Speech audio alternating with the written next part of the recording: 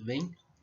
Então a gente vai dar sequência às nossas aulas sobre funções orgânicas, que a gente tinha começado a ver isso na videoaula anterior.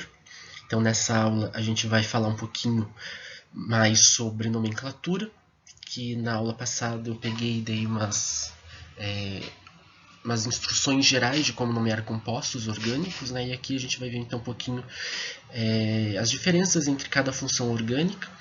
E também essa aula é focada nas propriedades de cada grupo de funções orgânicas. Tá? Então, os hidrocarbonetos, a gente vai ver um pouco sobre hidrocarbonetos, alualcanos, ésteres, éteres e por aí vai. Todas aquelas funções orgânicas que são as principais, que eu já deixei um pouco isso discutido na apostila, e falei também em algumas turmas nas aulas que a gente teve presencialmente durante esse semestre. Tá? Então agora a gente vai falar um pouquinho sobre especificamente cada uma das funções orgânicas. Então nós vamos ver essas funções aqui principalmente, tá? A gente vai ver hidrocarbonetos, alualcanos, álcoois, éteres, cetonas e aldeídos, ácidos carboxílicos, ésteres, amidas e aminas. Eu tirei tióis e etioéteres dessa aula porque eles são compostos sulfurados e tem uma série de especificações que também não cabe para o nosso conteúdo. Então eu vou ficar com essas funções principais de hidrocarbonetos até aminas.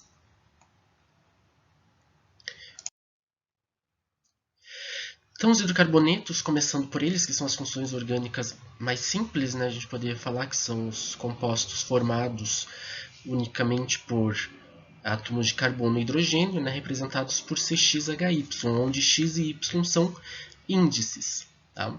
Índices numéricos que dizem respeito à quantidade de cada um dos elementos que se encontram nesse tipo de composto. Eles se dividem em subclasses, como a gente viu na videoaula sobre grupos funcionais. Então a gente tem os alcanos, os alquenos, que se diferenciam dos alcanos por possuírem insaturações. Os alquinos, que apresentam insaturações também do tipo triplas ligações. Os alcadienos, que apresentam mais de duas ligações duplas. E os aromáticos, que apresentam o anel aromático sendo o benzeno o composto representativo dessa classe. Então a nomenclatura dos hidrocarbonetos eles seguem a regra de prefixo, que é indicativo da quantidade de carbonos, infixo, representativo do tipo de ligações existentes entre carbonos, e a terminação O.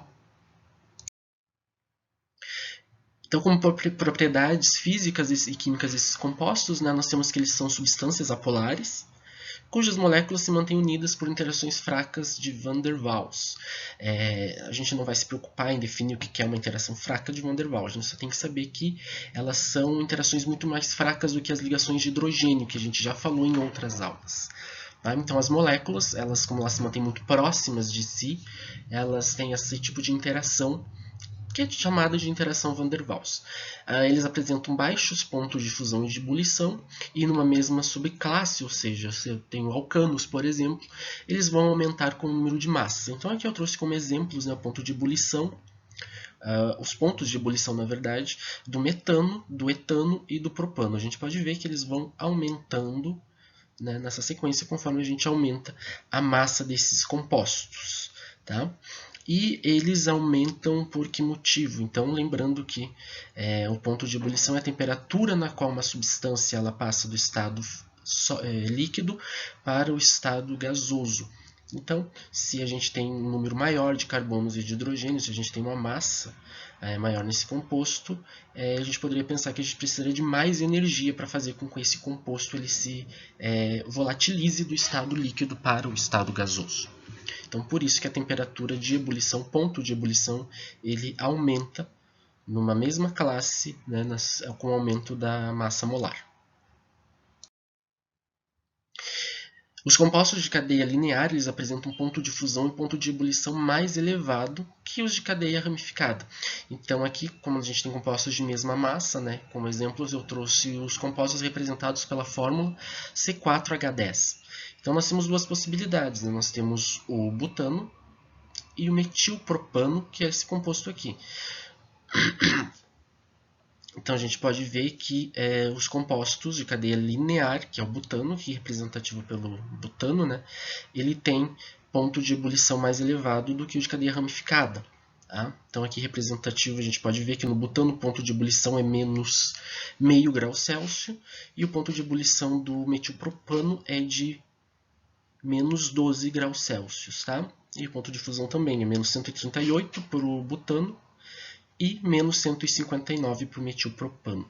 E por que há essa diferença dos compostos lineares em relação aos ramificados? Então, se a gente for ver, aqui está representado, né, as estruturas de linha dos dois compostos. Quando a gente tem compostos lineares, a área de contato entre eles é muito maior, né? Então eles vão se empacotar e vão ficar em contato. Os átomos da molécula vão ficar em contato uns com os outros muito mais intimamente. Então as interações de Van der Waals elas vão se tornar mais fortes, a gente poderia dizer aqui nesse empacotamento. Quando a gente tem compostos ramificados, o que vai acontecer com a área de contato entre os compostos? Ela vai se tornar menor, porque esses compostos eles já são mais como poderia dizer, eles são mais compactos do que os compostos lineares, né? Os compostos ramificados são mais compactos, então a área de interação entre ambos é menor. Consequentemente, as forças de Van der Waals que interagem com esses compostos elas vão ser mais fracas do que elas seriam se o composto fosse linear. Consequentemente, a temperatura para fazer com que eles se volatilizem é menor do que nos compostos lineares. Tá bom? Então, como aqui eles estão muito mais unidos entre si, estão muito mais próximos, né? A área de interação é maior e, consequentemente, eles se tornam muito mais próximos uns dos outros, eles precisam de mais energia para se separarem, ou seja, para mudarem do estado líquido para o estado gasoso.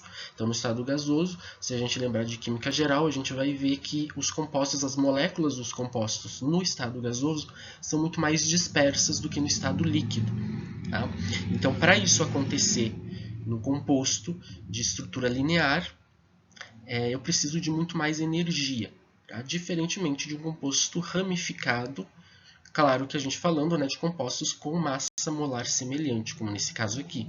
Ambos apresentam a mesma fórmula química e, consequentemente, a mesma massa molar.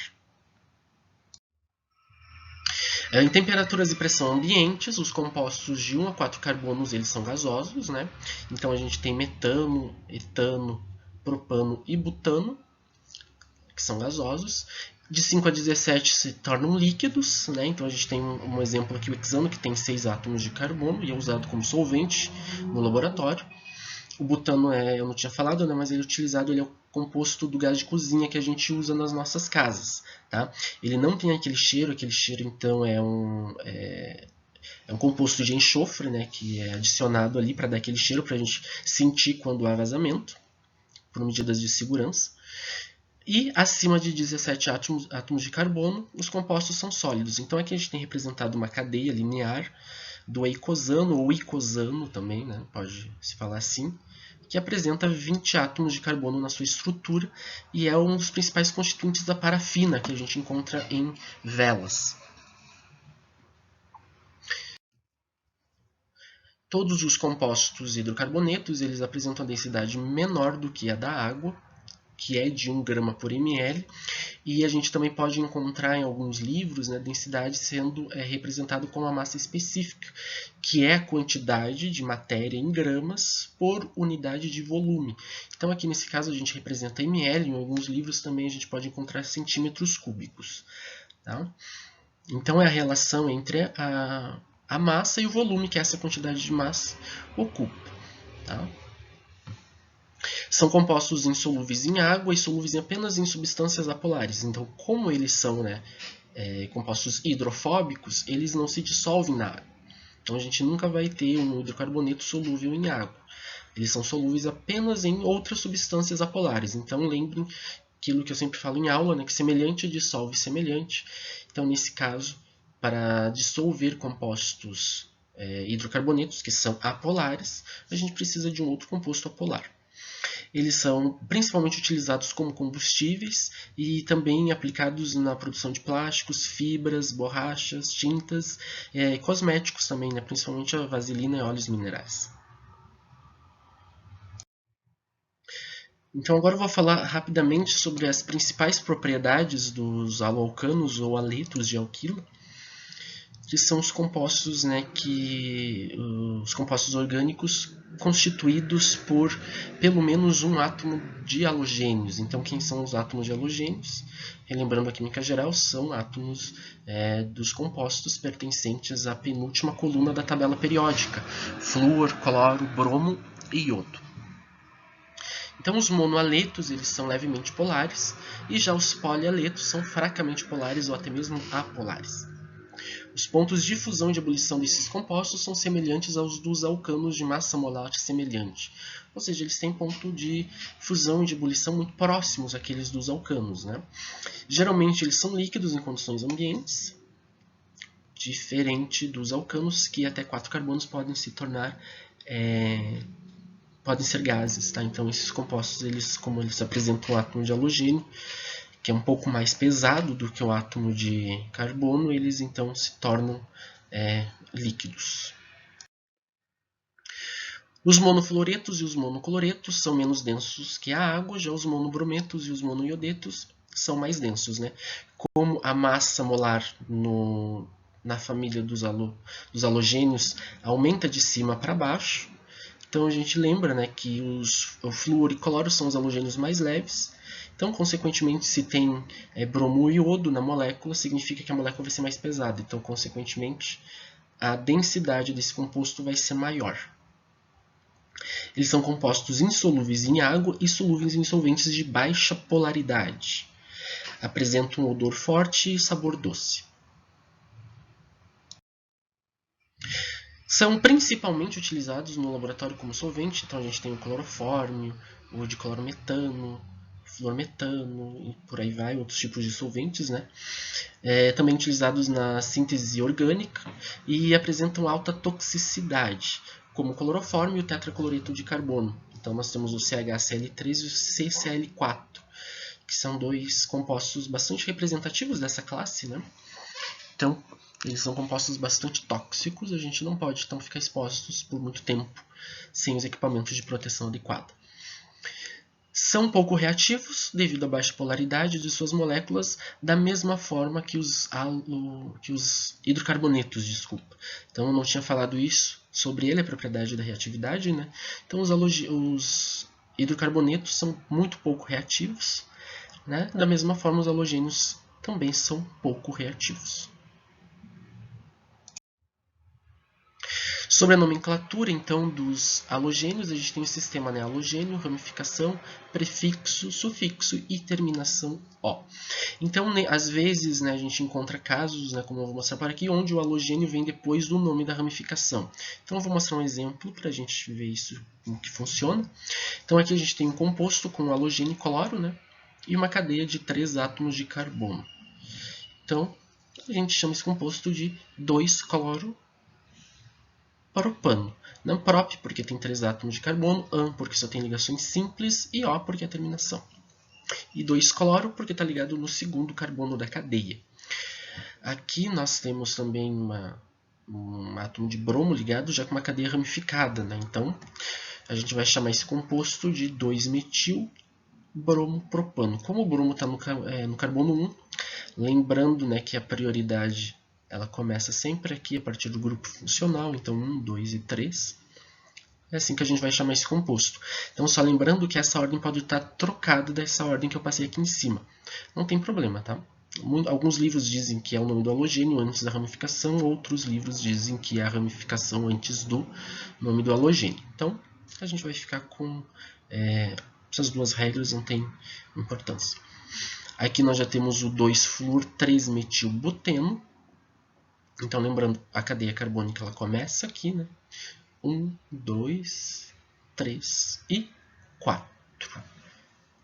Tá bom? Então, 2-flúor, porque está ligado no carbono 2, 3-metil, porque o grupo metil está ligado no carbono 3, but, porque tem 4 átomos de carbono, eno, porque a ligação dupla está no carbono 1. E aqui nós temos também dois halogênios ligados na cadeia principal, né? Então a gente começa a contar a cadeia carbônica então, a partir da extremidade mais próxima do grupo funcional. Então aqui é o nosso primeiro carbono, segundo carbono, terceiro, quarto, quinto e sexto. Tá? Então a gente tem 4 cloro, 1 iodo. Nesse caso a gente indica um iodo, né, para mostrar que ele está ligado no carbono 1. Também a ordem que aparece aqui, eu coloquei a ordem alfabética, mas poderia ser 1 iodo, 4 cloro, também não tem problema. Temos um grupo ligado no carbono 3, um grupo metil, então 3-metil-X, porque tem 6 átomos de carbono na cadeia principal. 2-eno, porque ligação dupla, ela começa no carbono 2. Então depois a gente vai estudar agora os álcoois, que são uma das classes das funções orgânicas mais importantes, né? São classificados de acordo com o carbono ao qual a hidroxila se liga em primário, secundário e terciários. Tá? Então, uma coisa muito importante que eu costumo ressaltar, que geralmente eu cobro uma prova ou outra, ou num trabalho e outro, tá? É o tipo de álcool que esse composto constitui. Então, nós temos aqui um álcool primário, é quando a hidroxila está ligada num átomo de carbono primário. Então, lembrando que é um carbono primário, é um carbono que só se liga a um carbono. Tá? Nós temos também álcool secundário, que é quando a hidroxila está ligada a um carbono secundário. Então, nesse caso, esse carbono aqui é secundário porque ele se liga a 2 outros carbonos. E álcool terciário. É o álcool onde a hidroxila está ligada a um carbono que se liga a outros 3 carbonos. Tá? Nunca cometam esse erro, que eu sei que é bem intuitivo, né, de cometer, dizer que um álcool terciário é quando a hidroxila está ligada a 3 carbonos. Isso é impossível de acontecer, né? Então, quando ela se liga a um carbono terciário. A hidroxila, que é considerada uma parte polar da molécula, né, e uma parte apolar, que seria a cadeia carbônica, os álcoois eles podem se dissolver tanto em água, que é uma substância polar, quanto em substâncias apolares, como a gasolina. Então, a gente vai ver um pouquinho mais sobre polaridade, né, nos próximos slides, mas eu já tinha explicado isso em algumas aulas. Né? Então, a polaridade ela surge quando há elementos com diferente eletronegatividade. Então, lembrando que a eletronegatividade é a capacidade que um elemento tem de atrair os elétrons da ligação química para ele. Então, quanto mais eletronegativo for o elemento, mais ele puxa os elétrons para si. Então, aqui a gente tem o átomo de oxigênio, que é bastante eletronegativo, né? E um átomo de carbono e um átomo de hidrogênio, que são fracamente eletronegativos. Então, consequentemente, os elétrons vão ficar mais deslocados para o oxigênio.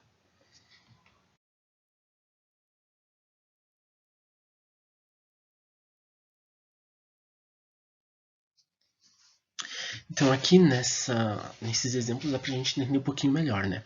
Então, a polaridade ela é propriedade física proveniente da diferença de eletronegatividade entre os elementos que formam uma ligação química em um composto. Então, no exemplo 1, eu trouxe a molécula de água. Então, ela é formada, né, pelos átomos de oxigênio e 2 átomos de hidrogênio. É uma ligação química formada aqui, uma ligação covalente, onde eu tenho 2 elementos com alta diferença de eletronegatividade. Então, a eletronegatividade do oxigênio é de 3,5 e a eletronegatividade do hidrogênio é 2,1. Então, cada ligação aqui tem uma diferença de eletronegatividade de 1,4, o que é um valor alto, né? Mostrando que essa ligação ela tem um caráter polar. Então, quando nessa molécula da água, então eu vou ter uma parte mais negativa, representado pelo átomo de oxigênio, e eu vou representar como esse símbolo delta menos, e uma parte positiva. E uma parte positiva, então, representada aqui pelos átomos de hidrogênio, né? Porque como o átomo de oxigênio ele puxa mais os elétrons da ligação para ele, ele fica como se estivesse com mais carga negativa em torno dele. Já os átomos de hidrogênio, como eles estão com mais afastados do par eletrônico, eles ficam com esse caráter positivo.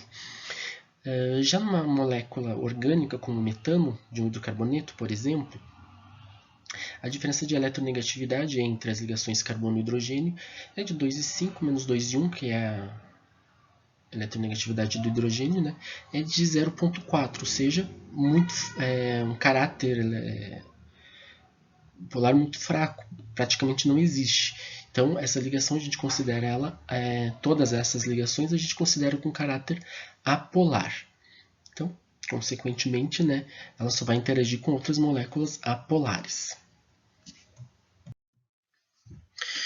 Então, outro critério que a gente utiliza bastante para falar sobre solubilidade de compostos é as ligações de hidrogênio, que são interações intermoleculares fortes que ocorrem entre átomos de hidrogênio ligados a elementos altamente eletronegativos, como flúor, oxigênio e nitrogênio. Então, como que acontece? A gente já viu, então, né, que as moléculas de água elas têm um caráter polar, sendo que o oxigênio é a parte negativa e os hidrogênios compõem a parte positiva. Nesse caso, então, a gente tem aqui uma molécula de etanol, né, 2 carbonos, e a hidroxila ligada a um desses carbonos. Então, o que acontece? Como o hidrogênio, o etanol, aliás, também possui hidrogênio ligado ao oxigênio, ele também tem essa característica de ser polar. Então, consequentemente, ele vai interagir com as moléculas de água, fazendo essas interações de hidrogênio, essas ligações de hidrogênio, onde eu tenho o hidrogênio do álcool, né, com um caráter positivo, interagindo com a parte negativa da molécula de água. E essas ligações elas são feitas com várias moléculas, né, dos compostos que estão presentes no meio. Então aqui dá para ver que a interação ela acontece de uma forma bem eficiente entre as moléculas de água e de etanol. E, consequentemente, conforme eu aumento o tamanho da cadeia, ou seja, eu aumento a quantidade de carbonos, eu vou diminuindo esse poder de interação com a molécula de água. Então, conforme isso acontece, né, conforme aumenta o tamanho da cadeia, diminui a capacidade de interagir com a molécula de água, consequentemente, álcoois com grande número de carbonos na sua cadeia carbônica se tornam menos solúveis em água. Então, continuando a explicação, né, quanto maior a cadeia carbônica, maior o caráter apolar do álcool. Então, devido a aumentar essa parte apolar da sua molécula, quando eu aumento o número de carbonos na cadeia, menos solúvel ele vai ficando em substâncias polares, como a água, e mais solúvel em substâncias apolares, como hidrocarbonetos. Devido à presença da hidroxila, que confere o caráter polar à molécula de álcool, eles apresentam ligações de hidrogênio entre si. Então, da mesma fórmula que a água consegue fazer ligações de hidrogênio entre si, e que o álcool consegue fazer ligações de hidrogênio com a água, pela presença dessa hidroxila, essa molécula também pode fazer ligações de hidrogênio entre si, fazendo com que as moléculas de álcool, numa determinada situação, permaneçam mais fortemente unidas. Por isso que os pontos de fusão e de ebulição desses compostos são bastante elevados quando comparado aos hidrocarbonetos, por exemplo, porque as ligações de hidrogênio elas são interações intermoleculares mais fortes do que as ligações das forças de Van der Waals que unem os hidrocarbonetos. Consequentemente, a quantidade de energia necessária para romper essas interações são muito maior nos álcoois do que nos hidrocarbonetos. Os compostos que apresentam uma hidroxila e até 12 átomos de carbono são considerados líquidos, acima disso eles são sólidos. São mais reativos que os hidrocarbonetos, então, lembrando que os hidrocarbonetos eles não possuíam grupos funcionais, né, não eram constituídos por átomos ou grupos de átomos diferenciados, então por isso eles eram menos reativos. Já os hidrocarbonetos têm uma hidroxila e, consequentemente, eles vão se tornar mais reativos exatamente no átomo de carbono ligado à hidroxila. E são menos densos que a água no sentido geral. Então o metanol e o etanol eles são os compostos mais representativos desse grupo de álcoois, né? E eles são utilizados como combustíveis, solventes e também na síntese orgânica. O etan 1,2-diol ou etileno glicol, que a gente ouviu falar muito no início desse ano, de 2020, né, sobre a intoxicação da cerveja, daquela indústria de cerveja, né, é utilizado como aditivo para água de radiadores. Então, o que acontece? Quando se mistura etileno glicol com a água, a gente tem uma mistura que apresenta ponto de fusão muito mais baixo do que 0 graus Celsius, e o ponto de ebulição dessa mistura, água e etileno glicol, acaba se tornando muito mais alto. Então, ou seja, vai precisar de uma temperatura muito mais alta para a água evaporar. Então, ele também é utilizado em sistemas de refrigeração, onde a gente precisa de uma temperatura mais baixa do que 0 graus ou menor do que 0 grau, né, porque, consequentemente, nessa temperatura a água congela. Como a gente mistura etileno glicol, então ela não vai mais congelar nessa temperatura. E o propanotriol, que é a glicerina, conhecida vulgarmente como glicerina, é utilizado na produção de cosméticos e lubrificantes. O hexanexol, ou também chamado de sorbitol, que é um álcool com 6 grupos hidroxila, né, representado aqui pelo hexol, é usado como adoçantes em cremes dentais e também na indústria alimentícia. Então, a nomenclatura dos álcoois, só para a gente relembrar, é também formada pelo prefixo, né? Se apresentar ramificação, então ela vem na frente, vem antes. O infixo, representativo do tipo de ligações existentes, e a terminação ol. Então, aqui tem 4 álcoois, né? E a gente vai lembrar um pouco como é que a gente nomeia esses álcoois. Aqui eu tenho um álcool com uma cadeia de 2 carbonos, então a gente vai chamar de etanol, que é o álcool mais representativo, mais importante, um dos mais importantes. Aqui eu tenho, né, uma hidroxila ligada no carbono 2, então eu vou chamar de propan 2-ol. Aqui eu tenho um álcool terciário, né, que a gente vai chamar de metilpropan 2-ol. Então, 2-metil porque está ligado no segundo carbono da cadeia, propan porque tem 3 átomos de carbono nessa cadeia, anso tem ligações simples, e 2-ol porque a hidroxila está ligada no carbono 2 também. E aqui nós temos uma cadeia carbônica, um álcool um pouquinho mais complexo. Então, para nomear esse composto, a gente começa a nomear sempre pelo átomo de carbono mais próximo da hidroxila e não aquele mais próximo da ligação dupla. Então, lembrando lá que onde a gente falou em nomenclatura de compostos, né, a prioridade é grupo funcional, depois a insaturação e, por fim, a ramificação. Então, a gente começa a numerar a cadeia a partir do átomo de carbono mais próximo da cadeia da extremidade. Vai se dando sequência. Então, a gente tem uma cadeia de 4 átomos de carbono. A gente tem um grupo metil ligado no carbono 2 dessa cadeia carbônica. Então, a gente vai chamar esse composto de 2-metil. But, porque tem 4 átomos de carbono. 2-en, porque a ligação dupla ela começa no carbono 2. Ol. Tá? Não precisa, nesse caso, colocar um ol aqui, porque, né, a hidroxila ligada no carbono 1 torna-se desnecessária a colocação do número 1 no nome. Não está errado se colocar, tá? Mas também é uma coisa que não precisa. Depois dos álcoois, nós vamos falar um pouquinho agora sobre os éteres, né? Então, eles são compostos levemente polares, não tão polares quanto os álcoois, mas são levemente polares, porque apesar de não fazerem ligações de hidrogênio entre si, eles fazem com outras moléculas, como água e etanol. Então, aqui a gente tem, já tinha explicado também isso em algumas aulas, né?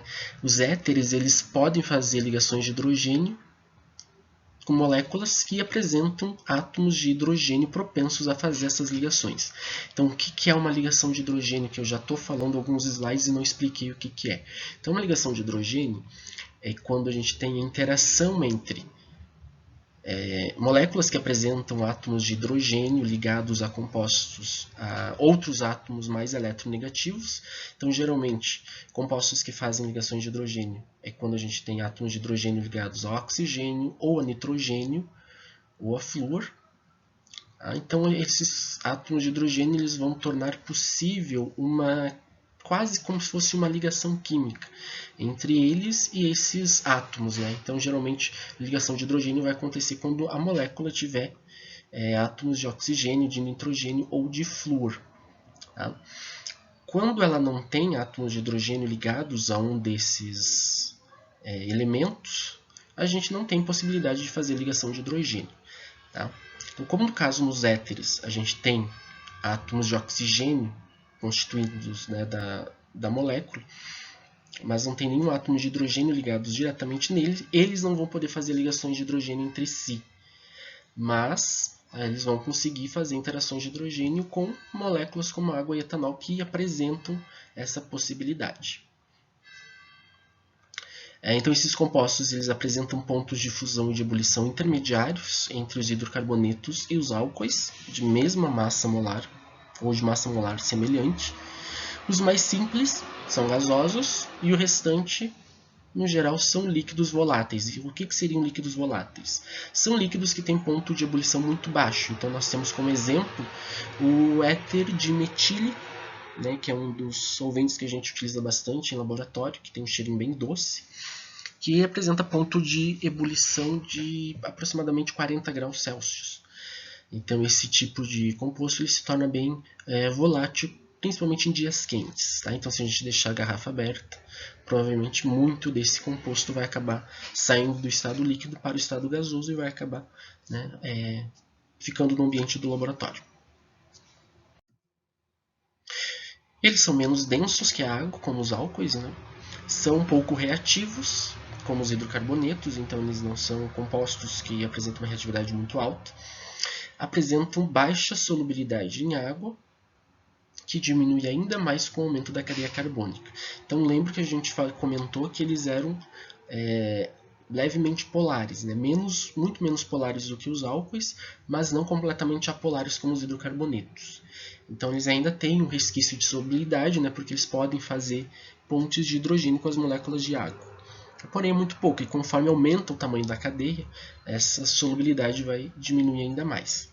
Eles possuem um odor agradável e uma toxicidade moderada, né? Então, principalmente quando a gente trabalha bastante em laboratórios que utilizam éter dimetílico, né? Então, muito cuidado na hora de trabalhar com esse composto, sempre evitar respirar muito próximo dele, porque como ele é muito volátil, a gente acaba inalando muito desse composto. Tá? E eles são bastante inflamáveis também. Então, a nomenclatura dos éteres, como que a gente faz? Então, primeiro a gente coloca o prefixo oxi na cadeia mais simples. Tá? Prefixo, aliás, e terminação oxi. E na cadeia mais complexa é prefixo, infixo e terminação O. Então aqui a gente tem os éteres, né, que são átomos de oxigênio ligados a carbonos diferentes. Então a gente vai ter esse composto. A cadeia mais simples ela é formada por um átomo de carbono e a cadeia mais complexa é formada por 2 átomos de carbono. Então a gente vai chamar esse composto, né, de metóxi, cadeia mais simples, prefixo, referente a um átomo de carbono, met, terminação oxi. Cadeia mais complexa, prefixo, referente ao número de átomos de carbono, 1, 2, et. Infixo, relativo a ligações carbono-carbono, é1, terminação O. Então esse daqui, que no caso as duas cadeias têm o mesmo tamanho, então a gente chama de etoxietano. Né? O nome usual dele é o éter dietílico. Tá? Aqui a gente tem o metóxi, que é a cadeia mais simples, né? Metoxi. 2-metil propeno. Então, nesse caso, acontece o seguinte: a gente começa a contar a cadeia carbônica não a partir da extremidade próxima ao átomo de oxigênio, mas a gente começa a contar a cadeia carbônica da extremidade. Ela seria uma exceção daquela regra que a gente já tinha comentado, né, sobre a preferência dos grupos funcionais. Então a gente começa a contar a partir da outra extremidade não ligada ao átomo de oxigênio. Então a gente vai começar a numerar a partir daqui. 1, 2, 3. Então, metil, 2-metil, porque o carbono 2 é onde está o grupo metil, propeno. Tá? Então, como a ligação dupla começa no carbono 1, então não precisa colocar no nome. E aqui embaixo a gente tem um composto um pouquinho mais complicado, né? Então a cadeia menor ela tem 1, 2, 3 átomos de carbono. A cadeia maior tem 1, 2, 3, 4 átomos de carbono. Então a gente vai começar a numerar. Tá? Como a ligação dupla ela se encontra aqui, então a gente começa a numerar a partir daqui. Tá? Aqui eu comecei a numerar a partir dessa extremidade porque a ligação dupla se encontra nessa extremidade. Tá? Então, a nomenclatura de éteres ela foge um pouquinho daquela regra que a gente tinha falado, né, que a gente começa a numerar sempre perto do grupo funcional. Então, como aqui, tanto o grupo funcional quanto a ligação dupla elas estão nessa ponta, a gente começa a numerar a partir daqui. Propóxi, 3-metil, pente, porque tem 5 átomos de carbono, eno, porque a ligação dupla começa no carbono 1. Tá? Depois a gente vai falar um pouquinho sobre os aldeídos. Eles são compostos polares, um pouco mais polares que os éteres, porém eles não fazem ligações de hidrogênio entre si. Tá? Então, aqui no mesmo caso, o hidrogênio dos aldeídos ou está ligado a um átomo de carbono da cadeia carbônica, né? Ou é ligado ao carbono da carbonila. Então, por consequência, eles não têm hidrogênios para fazer ligações de hidrogênio, né, que são átomos de hidrogênio ligados a átomos eletronegativos, como oxigênio e nitrogênio. Mas eles fazem pontes de hidrogênio ou ligações de hidrogênio com moléculas de água e de etanol. Os pontos de fusão e de ebulição desses compostos são maiores do que o dos éteres, porém menores que dos álcoois da mesma massa molar ou de massa molar semelhante. Aldeídos com 1 e 2 carbonos são gases e o restante é líquido. Porém, se aumenta demais a cadeia carbônica, né, a gente vai ter compostos sólidos também. São menos densos que a molécula de água. São compostos bastante reativos, principalmente os aldeídos alifáticos, que são os aldeídos de cadeia aberta. Os mais simples são solúveis em água, como com o aumento da cadeia carbônica, essa solubilidade diminui, então mesmo caso dos álcoois, né? E o metanol, também conhecido como formol, ou formaldeído, e o etanol, causador da ressaca, possui um cheiro forte e desagradável. Então, né, quando a gente ingere muito etanol, muito álcool etílico, né, proveniente da bebida alcoólica, a consequência é que a gente produz grandes quantidades de etanol, que é um composto que se dissolve no sangue. Tá? E esse composto ele apresenta uma toxicidade muito maior do que o do etanol. Então, consequentemente, ele vai provocar os efeitos indesejados da ressaca, né, que é a dor de cabeça, os enjoos, desconforto e tudo aquele problema. Então, é causado por causa deste composto aqui, que é um aldeído, tá? Como se fosse um primo do etanol. Tá? E a gente chama ele de etanol ou acetaldeído também. E o formol, que é o aldeído responsável pela conservação dos elementos. Então, lembrando, né, que eu falei que compostos de 1 e 2 átomos de carbono são gases. Então, o formol que a gente encontra nos laboratórios de conservação de peças anatômicas é uma mistura de formol em água, então não é formol puro. Se eu não me engano, é uma mistura de até 37% de formol que tem naquelas substâncias, tá? E o restante é água. Então, como eles são compostos bastante voláteis, né, então, e gasosos, né, eles precisam estar misturados com água. Então, ele tem essas propriedades de acabar desnaturando as proteínas e acabar matando também as bactérias e qualquer outro micro-organismo que possa decompor um material orgânico das peças anatômicas. Então, por isso que esses compostos eles duram muito tempo quando imersos em formol. Tá? Então, só que cuidado, né? Tem muitos salões de beleza que ainda usam formol nos cabelos. Então, isso é uma substância bastante tóxica, então tem que tomar bastante cuidado com relação a isso. Tá? E teve alguns casos também onde foram encontrados leites integrais, leites de caixinha, contendo formol como conservante.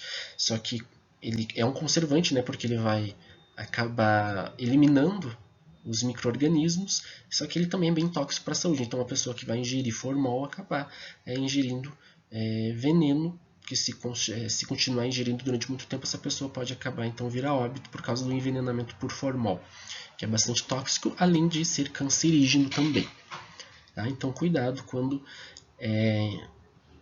se trabalha com esse tipo de composto. Tá? A nomenclatura, então, dos aldeídos é praticamente igual às outras que a gente estava vendo, com a terminação -al. Então, aqui tem alguns aldeídos. Esse aqui, então, é o etanal, né? Et, porque tem 2 átomos de carbono. O an só tem ligações simples entre carbonos. E al, que é a terminação da função orgânica. Aqui nós temos, então, 2-metilpropanol. Então, 1, 2 e 3 a cadeia principal. No carbono 2, a gente tem um grupo metil. Aqui nós temos outro composto. Então, ele tem uma ligação dupla, né, diferentemente dos outros que a gente tinha visto anteriormente. Então, uma ligação dupla carbono-carbono. E a nomenclatura dele, então, fica 3-metil, sempre começando a numerar a cadeia a partir do átomo de carbono da carbonila, né? Então, 1, 2, 3, 4. 3-metil-but 3-enal. E aqui um composto um pouquinho mais complicado, né? Colocando uma complicaçãozinha aqui. Então, começo a numerar sempre do carbono da carbonila. 6. E aqui nesse caso, tanto faz eu continuar nessa sequência ou ir para cima, né? A cadeia carbônica ela continuaria com 6 átomos de carbono. Então, aqui eu tenho uma ramificação com 2 átomos de carbono, que a gente vai chamar de etil, ligada no carbono 4. X, 6 átomos de carbono na cadeia principal. 2-enal. Não precisa colocar aqui um al, porque, né, sempre quando o grupo funcional está no primeiro carbono, é dispensável a inserção da numeração nesse caso. Falando um pouquinho agora sobre acetonas, que também são grupos funcionais que apresentam carbonila, a diferença dos aldeídos, e aqui naqueles compostos a carbonila é terminal. Nas cetonas ela se encontra localizada entre átomos de carbono. São compostos mais polares que os aldeídos, mas também não fazem ligações de hidrogênio entre si. Então, como ele tem átomo de oxigênio, porém esse átomo de oxigênio ele se liga somente a carbono. Então ele não tem átomos de hidrogênio disponíveis para fazer as ligações de hidrogênio, né, necessárias. Possuem pontos de fusão e de ebulição maiores que dos aldeídos, porém menores que dos álcoois. Então, os mais simples, como a propanona e a butanona, são líquidas. Com o aumento da massa molar, elas vão se tornando sólidas. São menos densos que a água. São compostos bastante reativos, né, por causa da carbonila, assim como os aldeídos, né? Então a carbonila ela, aumenta a reatividade do composto, sendo que as cetonas alifáticas são mais reativas do que as aromáticas. São compostos solúveis em água, são mais solúveis, né, do que os aldeídos, por também conseguirem fazer ligações de hidrogênio com este composto. Possuem um odor agradável e são constituintes de óleos essenciais de flores e frutas, como cânfora, hortelã-pimenta e alecrim. Então, os compostos que dão os odores desses vegetais, né, o odor de cânfora, o odor de hortelã-pimenta e o odor de alecrim, são provenientes então de compostos cetônicos. Tá? Então, nomenclatura das cetonas, terminação ona, né? Prefixo, infixo e nome da ramificação, como nos outros casos, e a terminação aqui característica das cetonas, que é ona. Então aqui a gente tem a cetona mais simples, né? Que é formada por 3 átomos de carbono, que é a propanona. Aqui a gente tem 3-metil-butan-2-ona, lembrando sempre que a gente começa a numerar a partir da extremidade mais próxima do grupo funcional. Então 1, 2, 3 e 4, 3-metil-butião, 2-ona. Aqui já apresenta uma insaturação na cadeia principal, então a gente vai chamar de pente 3-en-2-ona. E aqui começa a numerar sempre da extremidade mais próxima do grupo funcional, 4, 5, 6 e 7. 2 grupos metil, então 3,5 de metil, hept, 4-en-2-ona. Tá? Depois nós temos os ácidos carboxílicos, que são os compostos orgânicos talvez mais polares, né, que existam. e podem fazer o dobro de ligações de hidrogênio que os álcoois. Tá? Então, lembrando que os álcoois eles podem fazer interações de hidrogênio dependendo das hidroxilas. Então, eles poderiam fazer uma ligação de hidrogênio por hidroxila. Aqui, os compostos, né, que apresentam a carboxila, que são os ácidos carboxílicos, eles podem fazer 2 vezes mais ligações de hidrogênio que os álcoois. Então, consequentemente, eles podem fazer até 2 ligações de hidrogênio por carboxila. Eles possuem pontos de fusão e de ebulição maiores do que os álcoois, de massa molar semelhante, por conta dessa possibilidade de poder fazer o dobro de ligações de hidrogênio do que os álcoois, então, consequentemente, os pontos de fusão e de ebulição deles se tornam maiores. Os monoácidos saturados com até 9 carbonos, que são aqueles compostos com uma única carboxila, são líquidos e, acima disso, são sólidos semelhantes a ceras. Então, a gente vai lembrar dos ácidos graxos aqui, né, que são os constituintes de banhas e gorduras. Então, como eles têm um número muito, são ácidos carboxílicos com um número muito grande de carbonos. Então, isso os torna sólidos. Tá?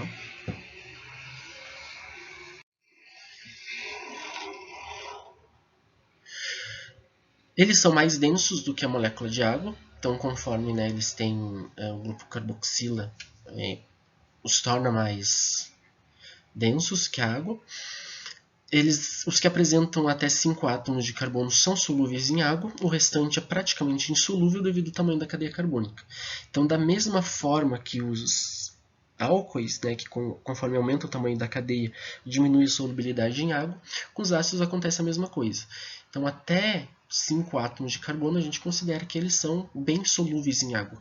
Conforme a gente aumenta o número de átomos de carbono na cadeia, 6, 7 e até mais, eles vão se tornando cada vez mais insolúveis. Tá? Até o ponto de serem praticamente insolúveis, como são os ácidos graxos de cadeia superior a 18 átomos de carbono, né? Como ácido esteárico, o que apresenta 18 átomos de carbono e é um dos principais constituintes da banha de animais. Eles são bastante reativos por causa do grupo carboxila, né? E principalmente os mais simples. Então, conforme o tamanho da cadeia carbônica é menor, maior vai ser a reatividade deles. Eles têm uma ampla aplicação, né? Então, desde o ácido acético que a gente utiliza para temperar a salada, né? Que é um dos constituintes do vinagre, ácido cítrico e demais compostos ácidos, né? Como, por exemplo, também o ácido acetilsalicílico, que é um composto que constitui que apresenta uma carboxila na sua constituição, sendo, portanto, um ácido carboxílico. Então, a nomenclatura, a gente primeiro cita o nome ácido, né, depois a ramificação, se tiver o prefixo, o infixo e a terminação oico. Então, aqui tem um exemplo de alguns ácidos, né? Então, nós temos o ácido propanoico, sempre numerando a partir do grupo funcional. Depois aqui nós temos o ácido 2-metilbutanoico, então 1, 2, 3 e 4. O ácido 2,3-dimetil, 1, 2, 3, 4. 2 e 3 de metil, né? But, porque tem 4 átomos de carbono, 2-en-oico. E aqui é uma molécula um pouquinho mais complicadinha, né? Para a gente mostrar como é que faz como a gente nomeia esse composto. Então, sempre começa pelo carbono da carbonila. Então, a gente vai numerando. Cadeia principal. Tem 6 átomos de carbono e tem 2 grupos, né? Então, ácido 4-metil, 3-etil, X, 4-enoico. Tá? Então, 4-en, porque a ligação dupla está no carbono 4. Depois dos ácidos nós temos os éteres, aliás, os ésteres, né, que são compostos obtidos entre a reação de um ácido carboxílico com álcool, cujo nome a gente chama essa reação de esterificação. Apresentam relativa polaridade que vai diminuindo com o aumento da cadeia carbônica. Então, uma coisa que vocês já devem ter observado é que a solubilidade ou polaridade dos compostos orgânicos, conforme aumenta o tamanho da cadeia, de todos eles vai acabar diminuindo. Tá? Então, a gente só aumenta a polaridade de um composto orgânico quando a gente aumenta o número de grupos funcionais polares, né? Como no caso, a glicerina é um composto muito polar porque ela tem 3 hidroxilas. Da mesma forma, o ácido cítrico é um composto também bastante polar porque ele tem mais de uma carboxila na sua estrutura, o que torna esses compostos muito mais solúveis devido ao aumento dos grupamentos polares. Esses compostos, os ésteres, então, possuem pontos de fusão e de ebulição menores que os dos álcoois e dos ácidos carboxílicos de massa molar semelhante.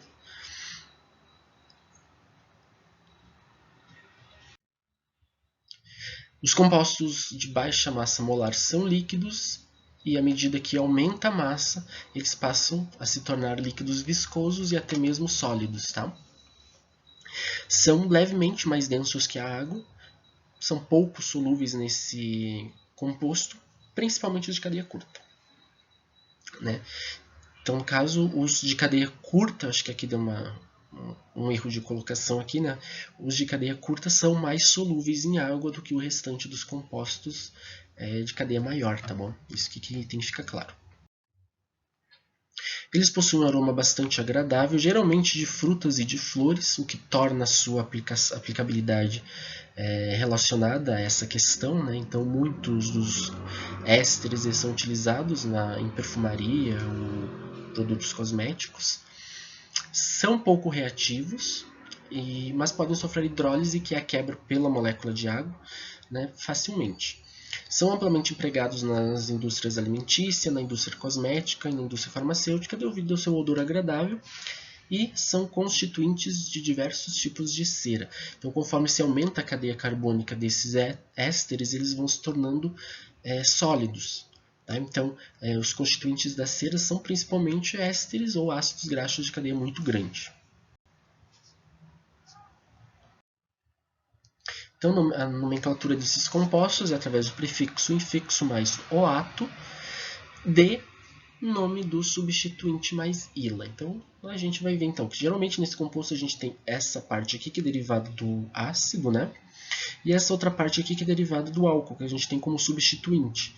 Então, aqui eu tenho um substituinte, aqui eu tenho um substituinte, e aqui também eu tenho um substituinte. Então, né, a gente divide a molécula em duas partes, né? Uma parte que contém a carbonila e o oxigênio, e a outra parte que contém os carbonos restantes. Então, a parte que contém a carbonila e o oxigênio, a gente usa a terminação oato, e o restante, terminação ila. Então, nesse caso, a gente tem o propanoato de metila, né, próprio porque tem 3 átomos de carbono aqui, no ato de metila, porque só tem um átomo de carbono. Então aqui a gente vai ter 1, 2, 3, 4 átomos de carbono, um grupo funcional. Então, 2-metilbutanoato de etila. Então aqui tem 1, 2 átomos de carbono. Aqui a gente vai chamar de 3-metil, né? 1, 2, 3, 4. O grupo metil está ligado no carbono 3. But 2-enoato, porque a ligação dupla começa no carbono 2, de 2-propila ou até mesmo isopropila em alguns casos. Tá? Então aqui a gente começa a numerar a cadeia secundária, né? 1, 2 e 3. Então aqui a gente tem um composto um pouquinho mais complicado. Então a gente começa a numerar a cadeia a partir do átomo de carbono ligado ao oxigênio, ao carbono carbonílico, né? 1, 2, 3, 4, 5 átomos de carbono na cadeia principal. 2 grupos metil ligados, né, na cadeia principal, então é 2, 3 de metil. Pente 3-enoato de 2-butila. Então aqui 2-butila porque o grupo butil 1, 2, 3, 4 se liga através do carbono 2. Tá?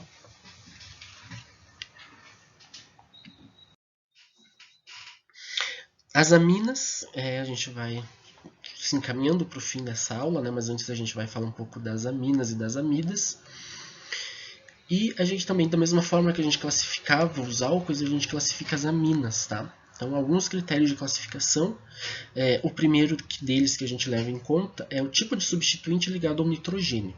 Então, a gente vai classificar as aminas em alifáticas, que é quando nenhum dos substituintes ligado ao nitrogênio apresenta núcleo anearomático, como nesses casos aqui.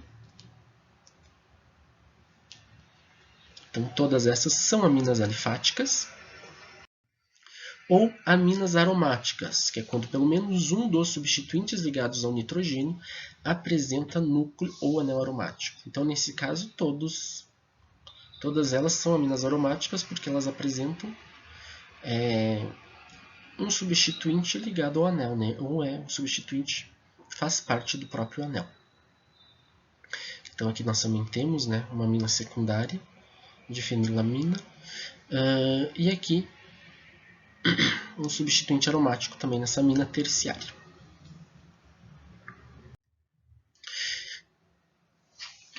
Também a gente classifica as aminas, né, se de acordo com o critério, né, de que se o átomo de nitrogênio faz parte de um ciclo. Então a gente tem os casos em que as aminas podem ser classificadas em aminas heterocíclicas aromáticas, quando o ciclo não for aromático. Então, lembrando do critério de aromaticidade, que eu já tinha falado em aula, tá? Somente ligações simples. Então, a gente tem a pirrolidina e a piperidina, que são dois exemplos de aminas heterocíclicas alifáticas. E as aminas heterocíclicas aromáticas, que é quando o ciclo, nesse caso, for aromático. Então, a gente tem um anel de 5 membros aromático, né, com uma amina aqui dentro. Então, a gente chama de pirrol. Aqui a gente chama de essa amina contendo 2 átomos de nitrogênio diimidazol. Aqui essa amina pertencente a esse nitrogênio dentro do ciclo, né, de 6 membros. A gente chama de piridina, que talvez seja a amina mais famosa desse grupo. A pirimidina e a purina, que é característica uma das principais constituintes também do DNA. Moléculas de DNA e RNA apresentam, né, as bases nitrogenadas, que são compostas por esse núcleo aqui. E também outro critério que a gente usa para classificar as aminas é pelo número de átomos de carbono ligados ao nitrogênio. Então, se tem só um átomo de carbono ligado ao nitrogênio, a gente chama a amina de primária, como nesses dois casos aqui. Então, aqui nós temos uma amina primária alifática e uma amina primária aromática. Se ela for ligada a 2 átomos de carbono, né, como nesses dois casos, então a gente tem uma amina secundária. Então aqui peguei aqueles mesmos exemplos que a gente utilizou anteriormente. Eu tenho uma amina alifática secundária e aqui uma amina aromática secundária.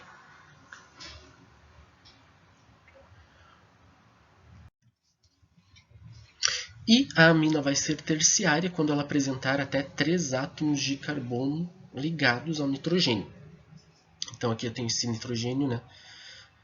1, 2, 3 carbonos, e aqui eu tenho 1, 2, 3 carbonos. Então, ela não tem mais hidrogênios ligados diretamente nela. Eles foram substituídos por carbono. E eu tenho também aqui, né, os exemplos que eu usei anteriormente, uma amina alifática terciária e uma amina aromática terciária. Algumas propriedades, agora falando das aminas, né? Então, elas são compostos polares, como os álcoois também, né? Sendo que as aminas primárias e secundárias podem fazer ligações de hidrogênio entre si. Então, só recapitulando aqui, as aminas elas têm hidrogênios ligados a nitrogênio, o que as torna passíveis de formar interações de hidrogênio. Então, esse hidrogênio ele vai conseguir fazer interações entre as próprias moléculas. Tá? As aminas terciárias, como elas não têm átomos de hidrogênio ligados ao nitrogênio, elas não podem fazer ligações de hidrogênio entre si. Esses compostos então possuem pontos de fusão e de ebulição mais elevados que compostos apolares e menores que o dos ácidos e dos álcoois. Geralmente são líquidos em condições ambientes e com até 12 carbonos, e acima disso elas se tornam sólidas. As aminas alifáticas elas são menos densas que a água, porém as aromáticas elas são mais densas, né? Conforme aumenta o número de átomos, né, por volume, então elas vão se tornando mais densas conforme isso acontece. Então isso acontece nas aromáticas, por isso que elas são mais pesadas que a água. Aminas com até 5 carbonos são solúveis em água. Com o aumento da cadeia carbônica elas vão se tornando insolúveis. Então, pelo mesmo motivo que os ácidos carboxílicos e que os álcoois se tornam insolúveis em água, apesar de serem compostos polares, eles vão se tornando insolúveis em água conforme aumenta o tamanho da cadeia carbônica, porque quando a gente aumenta a cadeia carbônica, a gente aumenta a parte apolar do composto, então, consequentemente, eles vão interagir menos com as moléculas de água. São compostos reativos e apresentam caráter básico, bastante forte, que eu vou explicar também isso mais adiante. Elas possuem um odor forte e desagradável, geralmente a gente se refere a esse odor como se fosse de peixe, peixe podre, né?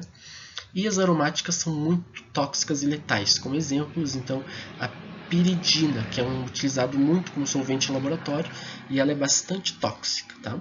E como todos eles são derivados da amônia, né? A amônia é um gás tóxico, então elas também apresentam essa toxicidade. Possuem um amplo uso na síntese orgânica, na produção de borracha e também de corantes. Então, a nomenclatura das aminas, a gente tem o prefixo, o infixo e a terminação amina. Tá? Então, a gente tem aqui diferentes tipos de aminas, né? Eu vou mostrar os exemplos como a gente faz a nomenclatura de cada uma delas. Então, aqui a gente tem a propanamina, prop porque tem 1, 2, 3 átomos de carbono, am porque só tem ligações simples e amina que é a terminação. Aqui eu já tenho uma amina secundária, então uma parte vai funcionar como cadeia principal e a outra parte como cadeia secundária. Então a gente chama essa cadeia secundária de N-etil, et, né, porque a outra tem 2 átomos de carbono, am porque só tem ligações simples e amina.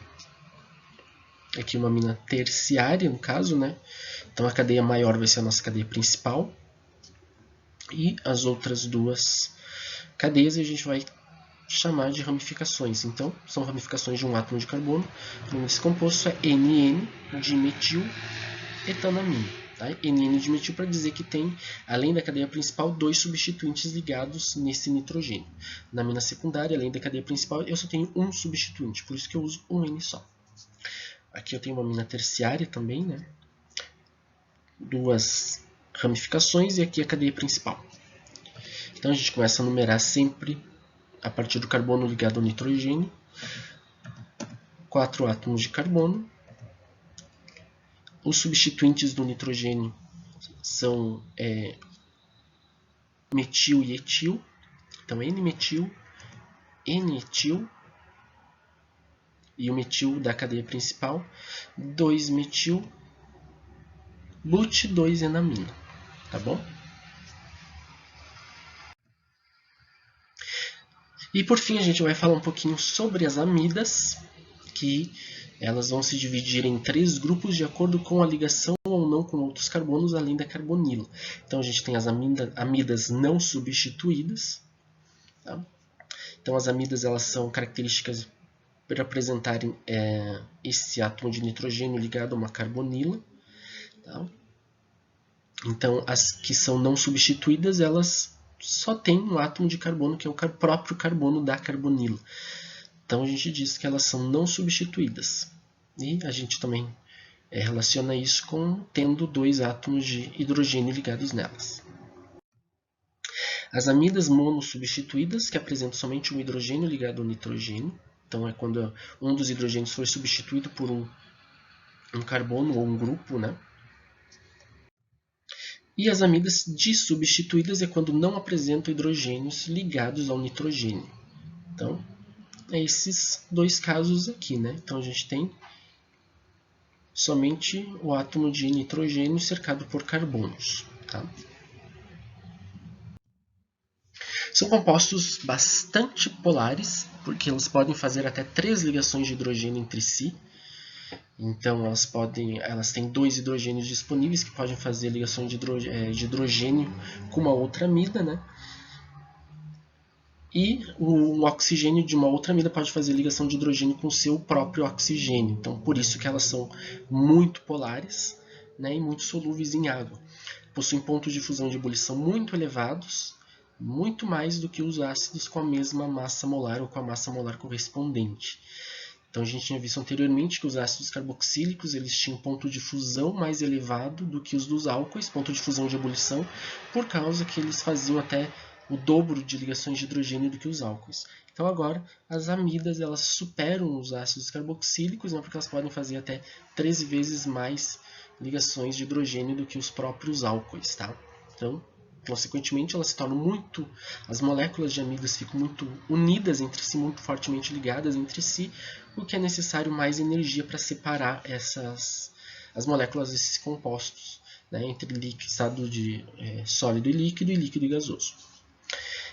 Apenas a metanamida apresenta-se como líquido em condições ambientes e todo o resto, todas as outras amidas, elas são sólidas. São mais densas do que a água. As amidas mais simples são solúveis e pouco solúveis em solventes apolares. São compostos bastante reativos, porém fracamente básicos, né, o que se diferencia das aminas, que são compostos altamente básicos. Elas podem ser empregadas em síntese química e como intermediários na preparação de medicamentos. Tá? Então a gente vai ver a partir de agora, né, que vários medicamentos têm amidas no seu composto. Um deles é os próprios antibióticos beta-lactâmicos, né, que apresentam um anel beta-lactâmico, que é uma amida cíclica. Tá?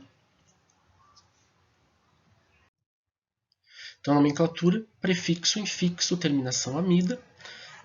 Então, aqui a gente tem etanamida, N-metilpropanamida, então a gente usa também o termo N-metil caso um dos átomos de nitrogênio aqui foi substituído por carbono, então N-metil porque só tem um átomo de carbono aqui. N-metil, N-etilpropanamida, e aqui cadeia principal 1, 2, 3, começa sempre no carbono ligado ao nitrogênio. Tem dois grupos metil substituindo os átomos de hidrogênio, né? Então NN de metil, prop, 2-enamida. Então, por hoje é só. Essa aula já se estendeu um pouco mais do que as outras, ficou um pouco longa. Tentei falar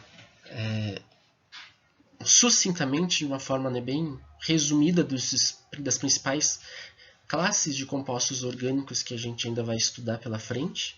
Tá? Quaisquer dúvidas que vocês tiverem, vocês me procurem ou me perguntem durante as nossas reuniões pelo Zoom. E eu vou ficando por aqui agora. Tá? Eu vou deixar alguns exercícios para vocês resolverem. Não vou deixar nenhuma atividade para essa aula, porque eram alguns conteúdos que a gente já tinha visto e em algumas turmas eu já pedi para fazer seminário sobre esse conteúdo. Então, essas informações que eu trouxe para vocês, talvez muitos de vocês já sabiam do que se tratava, porque vocês já fizeram seminário com relação a esse conteúdo. Tá? Então, o nosso próximo conteúdo que a gente vai tratar na nossa próxima videoaula é isomeria. Então, a gente vai falar de dois tipos de isomeria, né? A isomeria constitucional e a isomeria espacial. Então, é um conteúdo que talvez a gente consiga trabalhar de uma forma bem legal pelas reuniões pelo Zoom e pelas videoaulas, porque agora eu consigo trazer estruturas em 3D para vocês acompanharem, para vocês visualizarem. Então, é mais fácil de visualizar isso do que se eu estivesse desenhando no quadro, propriamente dito. Tá? Então, me despeço por aqui e a gente se encontra na próxima videoaula e também nos próximos encontros pelo Zoom. Até mais, pessoal!